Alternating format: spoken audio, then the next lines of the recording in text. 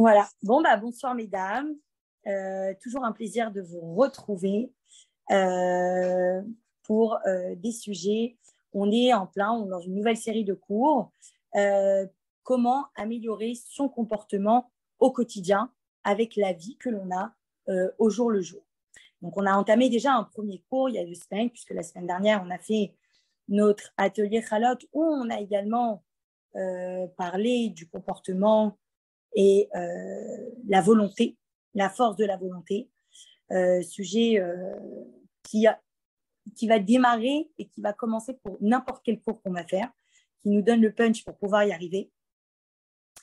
Et ce soir, donc, on avait vu en premier lieu la critique. Comment la transmettre avec bienveillance et c'est quoi les outils qui nous accompagnent. Et ce soir, on va voir comment concilier vie de famille et vie de le travail et vie sociale. Comment faire pour allier 2 choses qui sont et qui nous sommes d'emblée très importantes et qui a sa place dans notre vie. Alors, on raconte une petite histoire d'un avocat qui avait son fils qui était, lui, il avait un enfant et il était très, très, très, très occupé. Et son fils, à chaque fois, il essayait, il lui disait « Papa, je voulais te dire ». Et son père disait « Attends, j'ai pas le temps, c'est pas le moment, j'ai un dossier, j'ai des clients, je dois y aller, je dois partir ». Et son fils, qui l'appelle même au travail, et là, il voit qu'il était un petit peu, comme on dit l'expression en hébreu, noutnik, un petit peu harcelant. Et là, il dit « Bon, qu'est-ce que tu veux maintenant ?»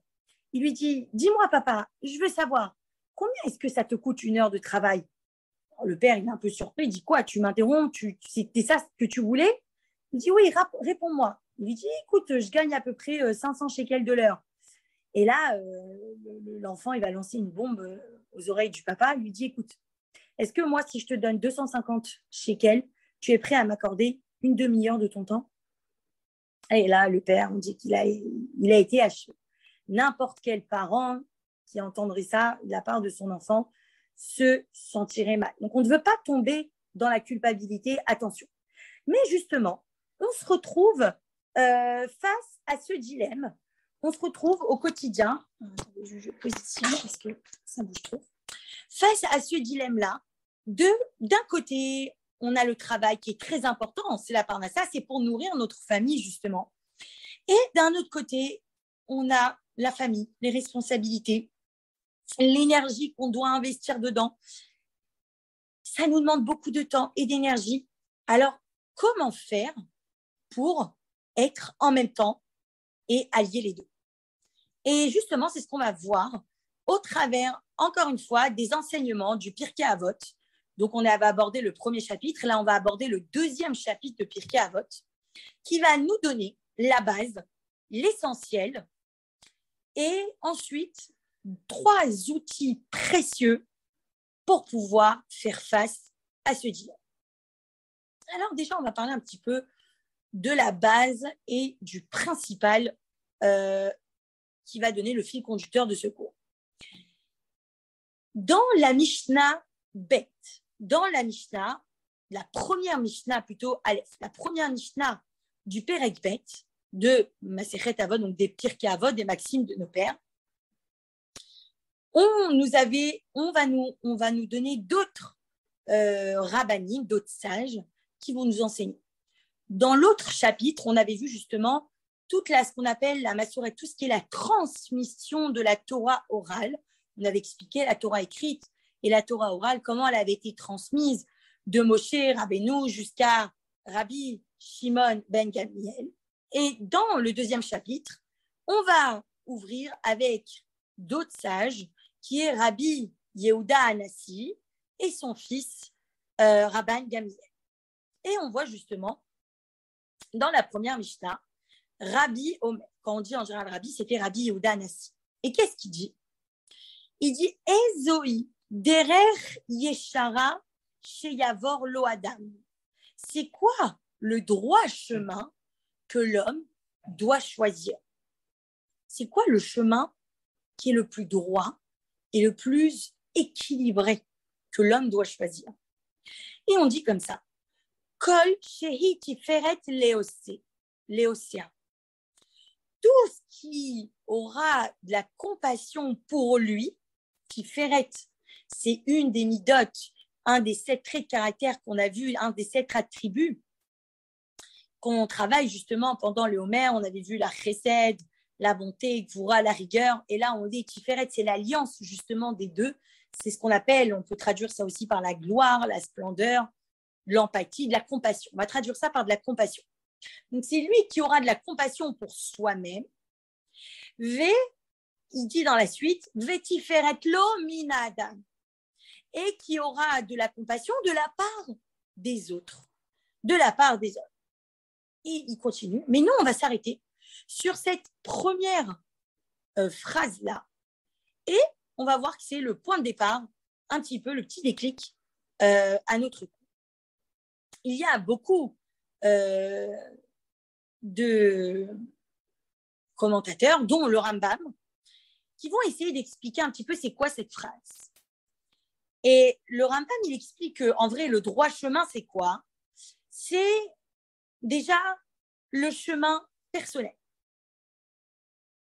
Son développement personnel, son propre chemin, son propre domaine, entre les traits de caractère, entre les sentiments.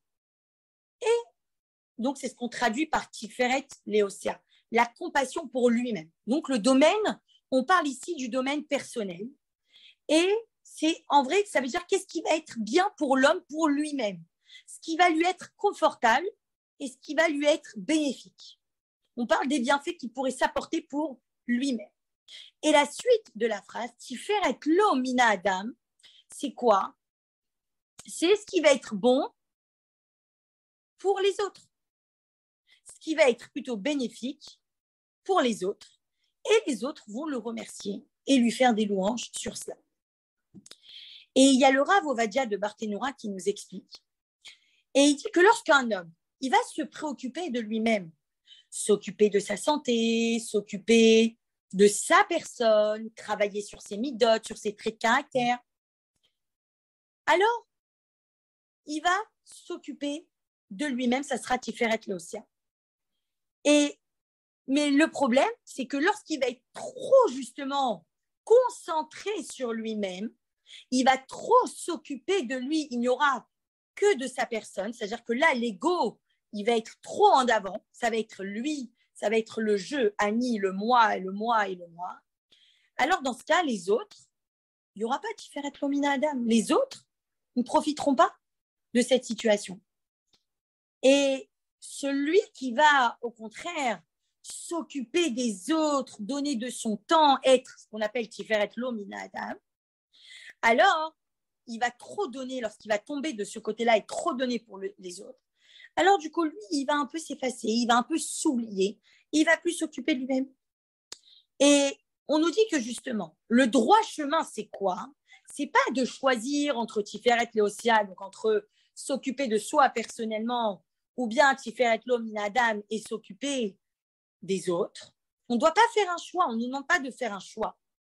Mais on doit faire, comme on dit, gam ve gam, on doit faire ça et aussi ça. On doit faire les deux. On doit essayer d'équilibrer, de trouver un équilibre entre ces deux domaines-là. Et par exemple, on va donner un exemple avec 2 traits de caractère qui sont opposés.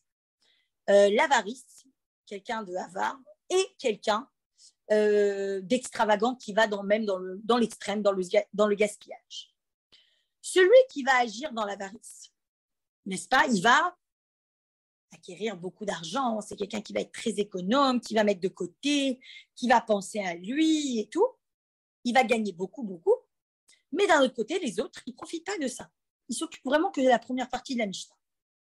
Et à l'inverse, quelqu'un qui va être un grand Baal Tzedaka, qui va donner, mais que ça va être trop, à tel point qu'il s'oublie lui-même et que lui-même, il n'a rien pour se nourrir, tellement il donne aux autres.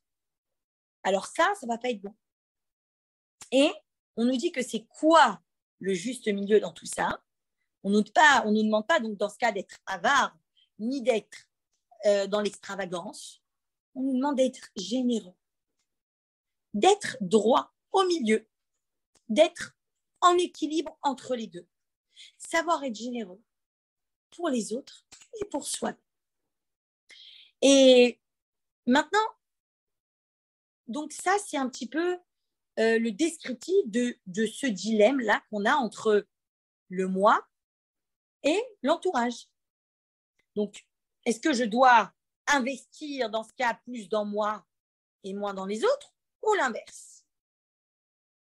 Et ce dilemme-là, également, il peut se retrouver dans la matérialité, dans les choses matérielles, comme on a vu avec l'argent, ou bien également dans le domaine de la spiritualité. Est-ce que je dois, par exemple, me concentrer sur ma propre étude, étudier, me consacrer du temps pour étudier, ou bien pour enseigner aux autres? Donc, on voit que le dilemme, il peut être également dans le domaine spirituel. Ce n'est pas un dilemme entre matériel et spirituel. On voit même que dans le propre domaine spirituel, il y a ce dilemme-là. Est-ce que je dois m'occuper de diffuser la Torah, donc d'aller m'occuper d'enseigner aux autres la Torah, ou bien d'avoir des moments pour moi où j'étudie, où c'est juste pour moi, je me concentre sur ma propre étude? Et justement, ce que le rabbi de Lubavitch, il va apporter dans son livre Sharei Avot, il explique qu'il y a justement dans le service divin, il y a deux chemins, il y a deux voies. Il y a le travail qu'on a envers nous-mêmes, c'est-à-dire étudier et prier, le domaine de la tfila, de la prière. Et il y a le travail envers les autres, ce qu'on appelle Gimnut Rasadim, la bonté. Et il est clair qu'il faut s'occuper, on ne doit pas faire un choix entre les deux. Il faut s'occuper des deux. Et que il faut surtout que l'un ne prenne pas, c'est-à-dire il faut se servir de l'un pour pouvoir donner de l'autre. Il n'y en a pas un qui doit prendre le dessus sur l'autre. Et on en revient justement du coup à notre propre dilemme qu'on a ouvert le cours avec. On a également donc, de la même manière qu'on a ce dilemme entre le moi et l'entourage, on a ce dilemme-là avec la vie de famille, on a ce dilemme-là avec la vie de famille qui représente le moi, c'est ma sphère personnelle, et l'entourage qui est le domaine, le monde du travail, la vie sociale. Et on essaye de comprendre justement, ça va être quoi? C'est-à-dire qu'il y en a qui vont investir, la situation, elle va faire qu'il y en a qui vont investir dans le domaine familial. Ils vont être là pour leurs conjoints, pour leurs enfants, mais c'est d'un côté, c'est-à-dire que ça va être trop. C'est-à-dire que du coup, ça va empiéter sur le travail. Ils vont toujours s'absenter, il y aura toujours l'excuse d'un enfant malade, ils ne pourront pas aller travailler, ils auront toujours quelque chose. Et il y en a, mais dans le domaine familial, ils excellent, ils s'occupent très bien de leurs enfants, ils donnent l'intention qu'il faut à chacun. Et il y en a qui est ce qu'on appelle l'employé exemplaire, l'employé modèle, qui ne compte pas ses heures, qui donne énormément au travail, qui fait des heures supplémentaires, qui est là même plus tôt, qui est là après. Il reçoit des diplômes, il reçoit des médailles, il reçoit des je ne sais plus comment on appelle ça, des prix Nobel, parce qu'il est dans cette catégorie-là d'investir pour les autres. On parle même d'une drogue du travail, qu'il en devient addict. Et encore une fois, la question, le dilemme, il est là. Donc, est-ce que je dois plutôt investir dans ma famille ou bien dans mon travail? Et comme Rabbi Yehuda, il nous l'a dit, il n'y a pas de choix à faire. Ça ne doit pas être ça ou ça. On doit concilier les deux et on doit trouver un juste milieu. Et comment? Comment c'est possible? C'est trouver déjà un équilibre. Mais comment trouver? C'est quoi cet équilibre? Comment le trouver? Jusqu'à combien est-ce qu'on doit se donner? Et on raconte une histoire avec une histoire véridique très intéressante avec une infirmière qui s'appelait Bonivoire. Et Bonivoire, elle était une infirmière en Australie et elle s'occupait dans les soins palliatifs. C'est-à-dire que c'est les gens, il leur restait 2-3 mois à vivre. Et qu'est-ce qu'elle faisait? Elle allait beaucoup parler avec eux et elle recueillait un petit peu leurs regrets. qu'est-ce qu'ils auraient aimé durant leur vie, faire un bilan de leur vie, et qu'est-ce que, du coup, c'était quoi leur plus grand regret. Elle a même constitué un livre qui s'appelle en anglais « The Top 5 Regrets of the Dying », le top 5 des regrets avant de mourir. Bon, c'est un peu morbide tout ça. D'ailleurs, je fais une petite pause pour vous dire que le cours de ce soir, il est dédié pour l'Eilul Nishmat de mon oncle, Baruch Ben Yehuda et Diora. Ça va faire 2 ans maintenant qu'il nous a quittés. On pense très fort à sa famille et à lui. Et le cours, il lui est dédié pour élever son âme et qu'il puisse activer encore plus la venue du Mashiach. Donc voilà, c'était la petite parenthèse. Et il est intéressant de savoir c'était quoi le regret numéro 2 que la plupart des mourants donnaient. C'était dommage que j'ai trop travaillé. Dommage que j'ai donné trop mon temps dans le travail. Et c'est un regret qui revenait dans la plupart des gens. Alors la grande question, elle est, mais comment justement trouver cet équilibre et ne pas tomber dans des regrets? De se dire, j'ai trop investi dans là et pas assez là. Comment est-ce qu'on va faire? Et on va voir que, justement, on va analyser, on va voir que chaque situation, elle s'analyse séparément. Chaque situation, elle va demander une analyse particulière. Et de cette analyse-là, on va être apte et on va pouvoir, dans ce cas, de nous-mêmes, savoir c'est quoi le bon choix qu'il faut faire et c'est quoi, à ce moment-là, dans cette situation, l'équilibre qu'il faut trouver. Et selon la situation, trouver donc le bon chemin. Et donc, c'est à l'aide de 3 outils particuliers qu'on va pouvoir faire cette analyse de situation et trouver le propre équilibre de chacun dans chaque situation particulière. Premier outil qu'on va nous donner, justement, ça va être dans la Mishnah. Elle se trouve donc dans la première Mishnah. Et on va nous dire comme ça. Lo alayich amelacha likmor. Tu ne dois pas te soucier de terminer forcément chaque tâche.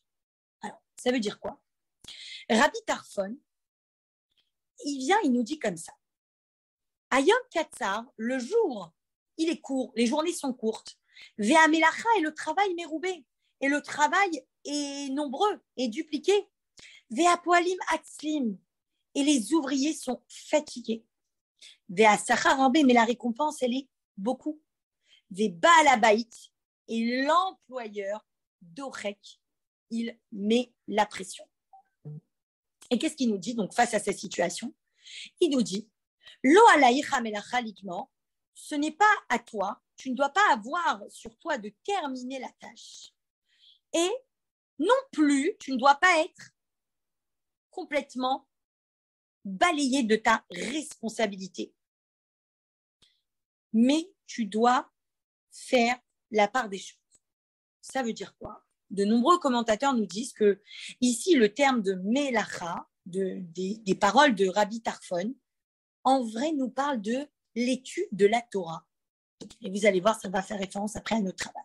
Et il nous dit que, en vrai, la Torah, la vie, elle est courte. Et l'étude de la Torah, elle est infinie. Elle est illimitée. Et un homme, il doit étudier selon ce qu'il peut. Alors, c'est assez surprenant qu'on entend ça. Je dis quoi? On n'a pas dit que chaque minute, tu dois investir dans l'étude de la Torah. Et la Mishnah, elle explique. Le Rambam, il va expliquer, dans les explications de cette Mishnah, c'est quelqu'un qui, encore une fois, il se rend compte que la vie, elle est courte, mais qui est très intelligent, mais il y a une certaine paresse qui se met en place.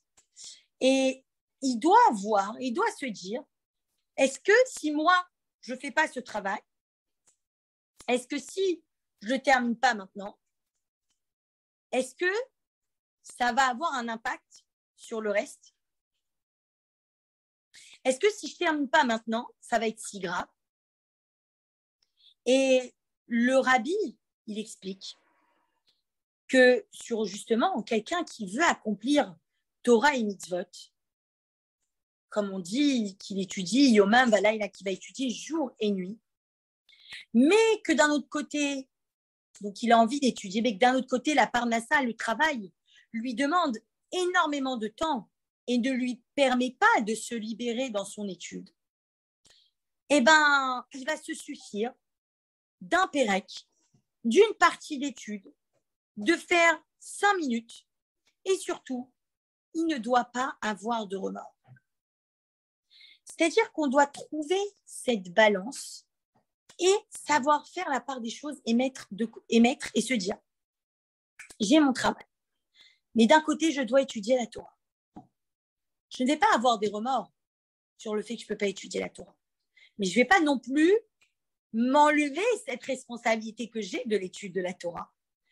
Je vais donc travailler comme il se doit, sans faire plus que ce que je ne dois faire, mais accorder un certain temps à l'étude de la Torah comme je peux.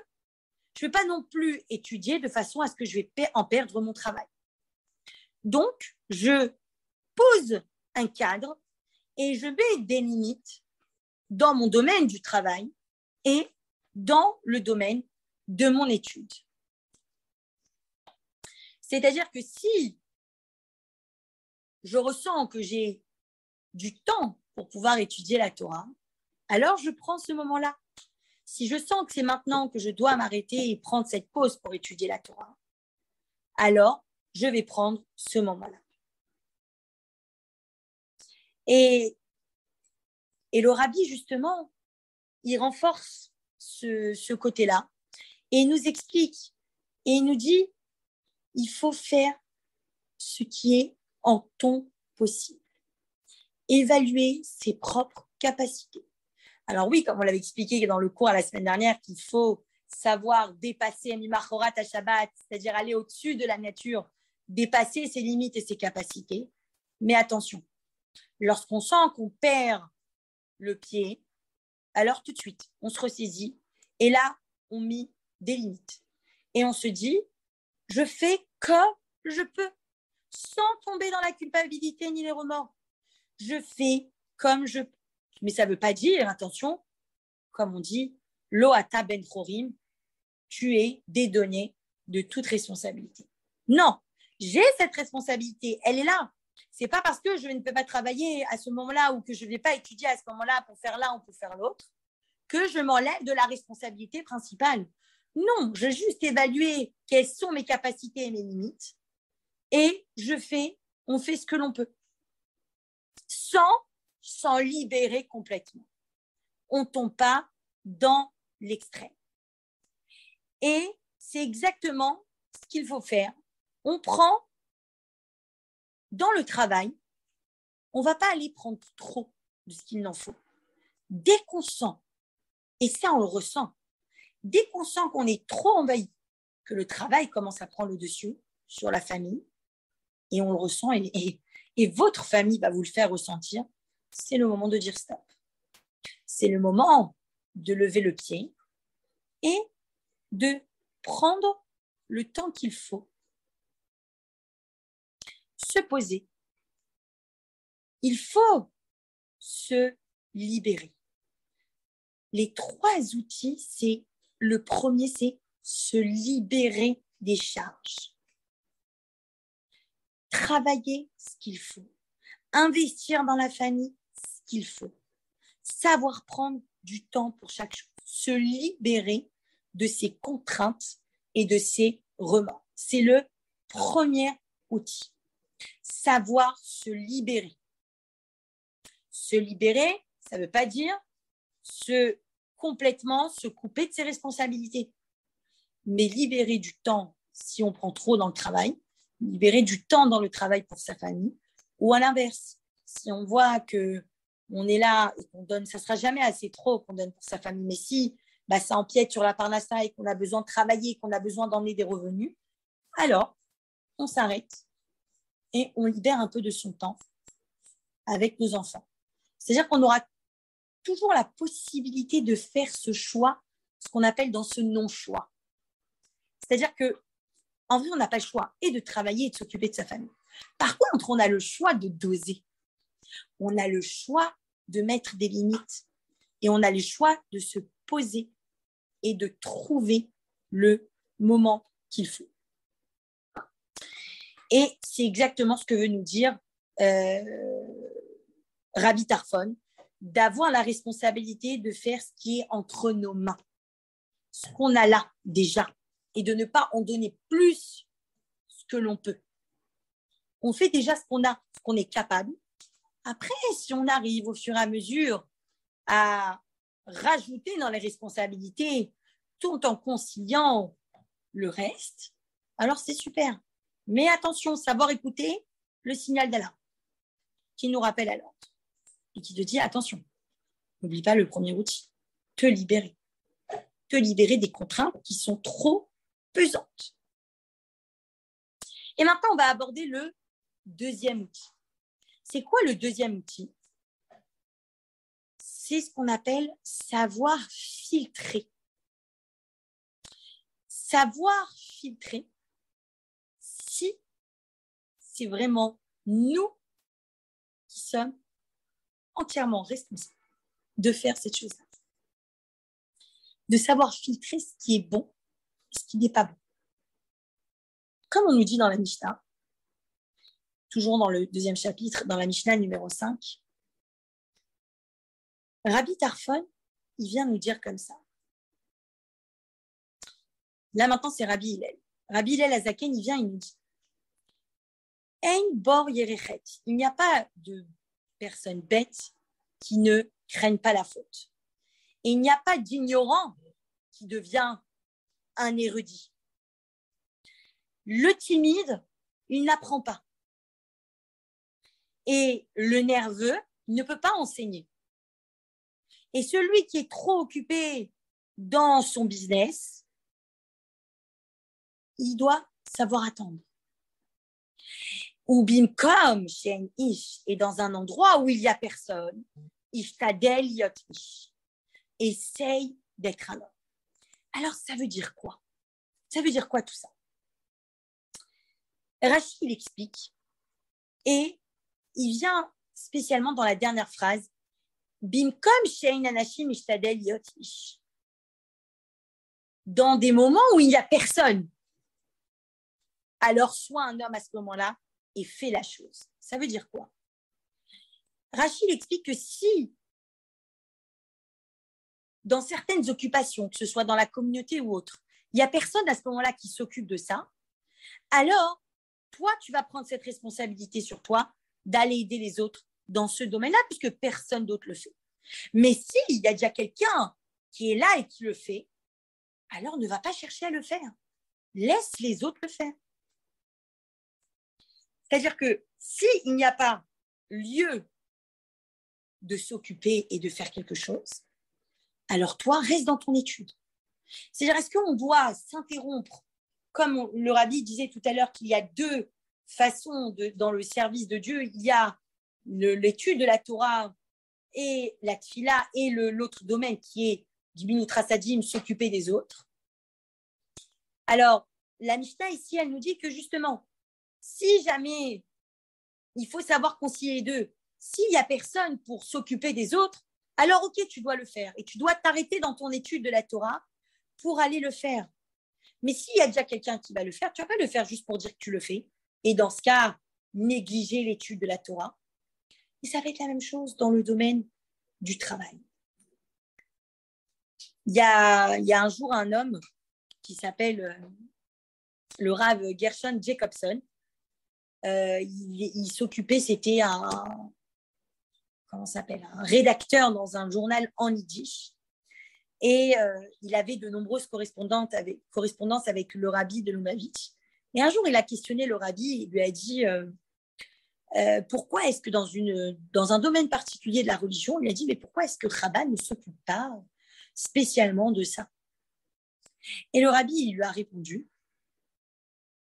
et il lui a dit quelque chose de très intéressant.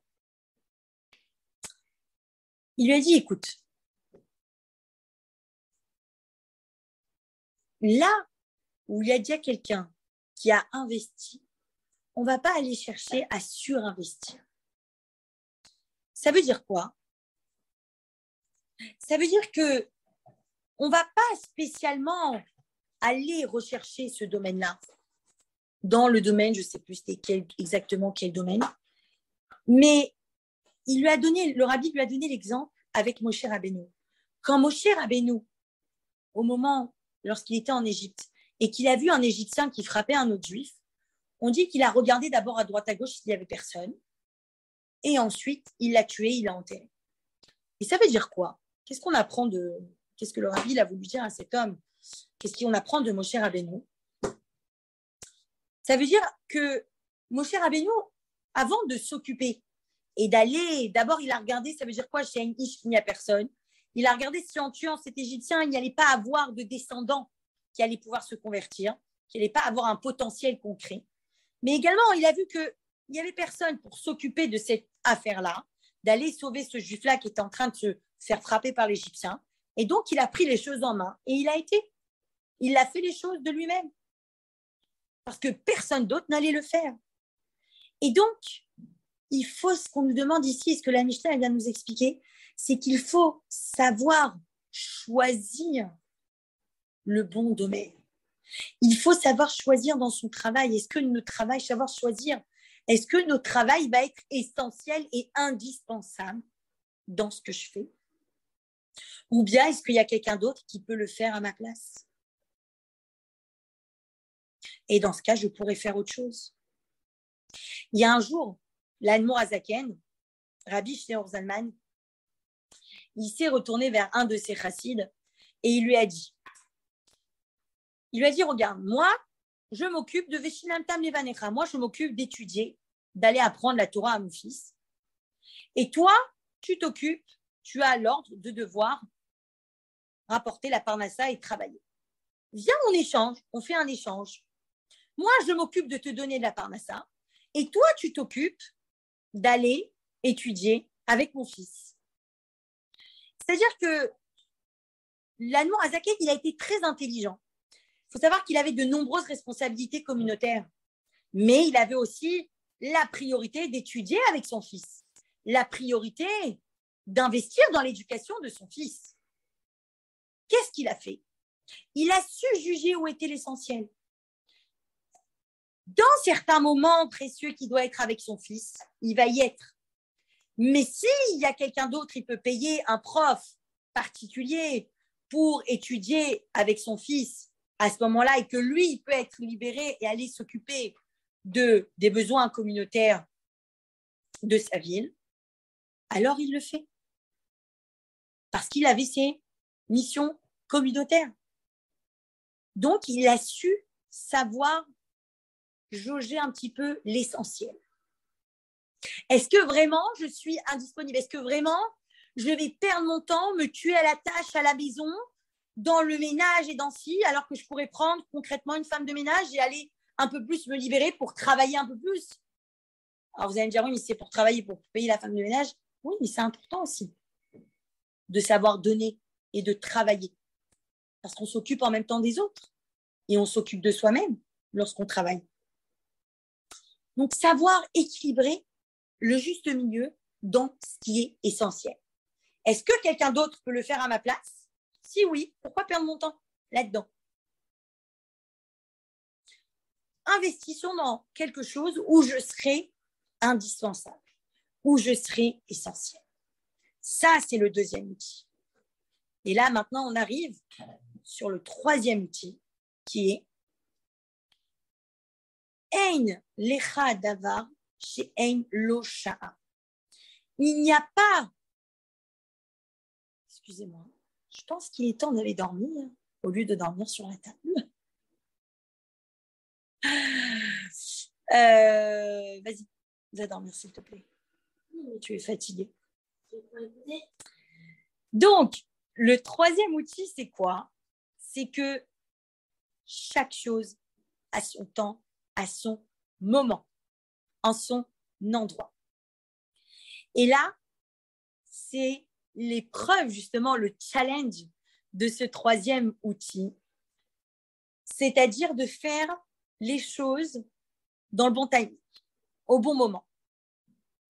C'est-à-dire que parfois, il faut savoir concentrer à l'essentiel. On a su se libérer, on a su filtrer si c'est essentiel ou pas. Et maintenant, il faut savoir concentrer dans le temps, au bon endroit, au bon timing. Parfois, on veut être multitâche. On veut faire tout en même temps. On allie le travail, les enfants, on pense pouvoir donner du temps à chacun. Et au final, on a accordé du temps à personne. Au travail, ça a été catastrophique. On ne s'est pas autant investi. Les enfants, ils n'ont même pas ressenti qu'on leur a donné le temps qu'il fallait. Et donc, ça a été catastrophique. Parfois, on veut être comme ça multitâche, mais ça ne marche pas. Parce qu'on veut tout faire, tout en même temps. Alors que chaque chose en son temps. Chaque chose a un moment particulier pour être réalisée. Lorsqu'on essaye de donner l'attention à plusieurs personnes en même temps, forcément, les personnes, elles ne vont pas ressentir qu'on leur a donné. Et personne, c'est-à-dire qu'on va mettre de l'énergie, on va penser pouvoir donner énormément à ce moment-là, et on en fait beaucoup, mais à tout le monde en même temps, mais au final, c'était en vain, puisque personne n'a eu cette attention et n'a ressenti cette énergie qu'on a mis. Nous, on l'a ressenti parce qu'on s'est beaucoup investi, mais au final, personne n'a ressenti. Et parfois, c'est ce qui arrive avec le travail et avec les enfants ou avec la famille, avec le conjoint. On va tellement en donner, c'est-à-dire qu'on va vouloir faire tellement bien, on va se dire, oh là là, mais je veux donner du temps en même temps à mes enfants, mais en même temps, il faut qu'ils travaillent, il faut en même temps que je donne mon cours, mais en même temps, il faut aussi. Et au final, les choses, elles sont bâclées. Les choses, elles ne sont pas faites correctement. Et donc, il faut savoir faire un planning, un emploi du temps et mettre les choses dans le bon ordre, le bon moment.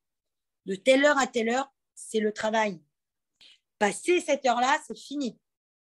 Je rentre, je m'occupe de mes enfants. Je m'occupe de mon mari, je m'occupe de ma femme. Je donne le temps qu'il faut. Et ce que si bien nous expliquer dans le 4e chapitre, la 3e Mishnah, comme ça, les Chachamim nous disent, ne sois pas négligent envers chaque homme et ne donne pas des commentaires sur chaque chose, parce que chaque homme et chaque chose a son temps et chaque chose a son endroit. Et l'explication, elle est comme on l'a dit, elle est simple. De la même manière que l'on sait que chaque chose, chaque détail, elle a son importance. Elle a sa fonctionnalité dans ce monde. Il n'y a aucun détail en trop dans la création du monde. Chaque chose, il a son temps et chaque chose, il a sa place. Il n'y a pas des choses en trop. Il faut juste savoir accorder le bon moment pour chaque personne et pour chaque chose. Il faut savoir investir, que lorsque on s'investit à ce moment-là, on est là pour notre famille, c'est le temps de la famille. Et ne pas mélanger les deux. Mettre un temps à chaque chose. Ne pas se perdre dans la masse du travail et dans la charge mentale familiale. Il faut savoir, je le répète, que chaque chose, c'est pas mieux pour décrire, chaque chose en son temps. Chaque chose a son moment, son endroit. À la maison, de telle heure à telle heure, la maison, c'est la famille. De telle heure à telle heure. Au travail, c'est le travail. De telle heure à telle heure. Et lorsqu'on a bien défini ça, alors il n'y a plus moyen de se perdre et de se noyer et de tomber dans la balance en excès d'un côté ou de l'autre.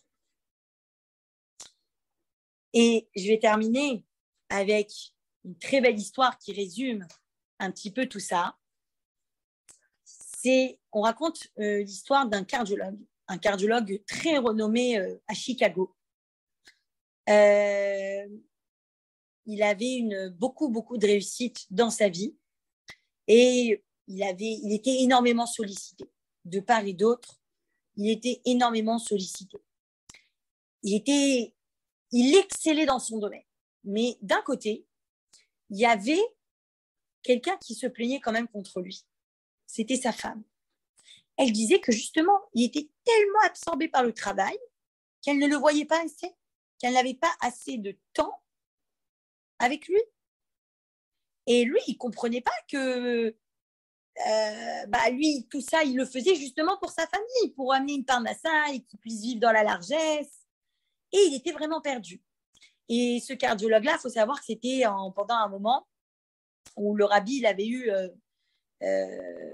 eu sa crise cardiaque à la période de Simchat Torah en 1977. C'était lui qui s'était occupé personnellement du rabbi. Donc, il a vu un petit peu la vie que le rabbi il avait, comment il s'occupait pour les autres. Et il est parti voir justement le rabbi et il lui a posé la question. Il a dit, mais comment faire? Je suis déchiré entre le travail et la famille. Le rabbi lui a dit 2 mots. Il a dit, fais comme moi. Et là, il y a eu un déclic. Et il a vu en vrai, quand il a bien regardé la vie du rabbi, il a vu comment le rabbi, il était là, il se donnait sans compter pour des milliers de personnes. Mais attention, il y avait qui? Sa femme, la rabbinite Chaya Mouchka. Jamais il l'a négligée. Il avait son moment fixe, tous les jours, où il allait passer du temps avec elle, discuter, prendre un verre de thé. Et peu importe ce qui se passait, c'était son moment avec sa femme, avec la rabbinite. Il lui a dit, tu vas voir, prends du temps, tous les jours, montre-lui le temps, l'attention, la compassion que tu as pour elle, tous les jours.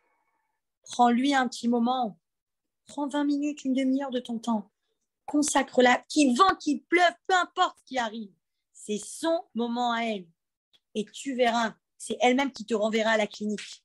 C'est elle-même qui te libérera et qui te donnera du temps parce qu'elle aura été nourrie. Elle aura eu un moment de qualité. Elle aura eu ce moment précieux de qualité qu'elle avait besoin. Et alors, tu pourras t'occuper du reste. Et justement, on a appris donc justement comment allier ces moments précieux, ces moments qui sont essentiels à notre vie, le travail et la famille, avec ces 3 outils précieux, savoir se libérer, savoir libérer trop de la charge qu'on a, que ce soit dans la famille ou que ce soit dans le travail. Il faut savoir également filtrer, est-ce que c'est essentiel? Est-ce que quelqu'un d'autre pourrait peut-être le faire à ma place pour que je puisse investir dans l'essentiel? Et troisièmement, savoir concentrer un moment de qualité et donner le bon timing et donner chaque chose en son temps, chaque chose à son moment. Définir un cadre précis et un moment précis pour chaque chose, que ce soit dans le domaine du travail ou dans le domaine de la famille. Et ça, il n'y a pas mieux que cet attribut qui est la compassion.